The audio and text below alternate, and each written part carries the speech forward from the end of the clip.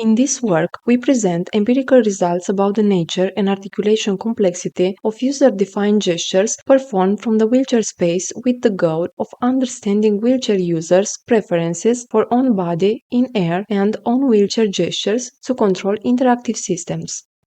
To this end, we conducted an exploratory analysis of user-defined gestures performed from the wheelchair space by using a public dataset collected from 11 wheelchair users with various motor and mobility impairments.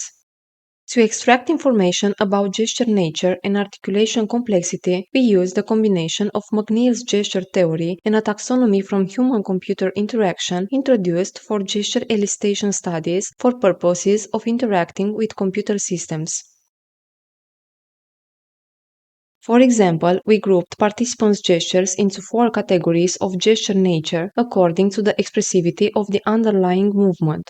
We also considered 4 categories of gesture motion type representing the spatial and directional description of a gesture in relation to the user's body.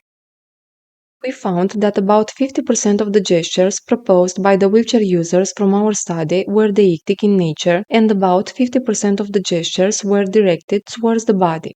Also, we found that gesture complexity scores were overall low since the elicited gestures consisted in either one or two elements of the articulation complexity.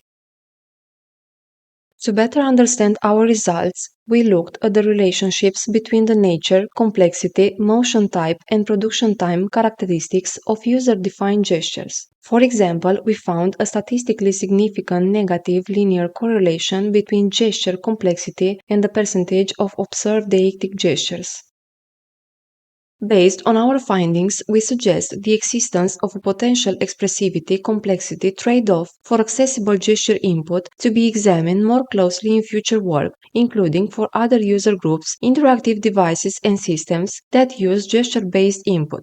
Also, our results have implications for designing gesture-based interaction for the wheelchair space, for which we suggest several future work opportunities, such as designing gesture sets in accordance with the body image representation and malleability of the peripersonal space, which may incorporate the wheelchair, as well as mixed nature gestures that feature both low complexity and rich expressivity. For more details regarding our study and results, please see our paper.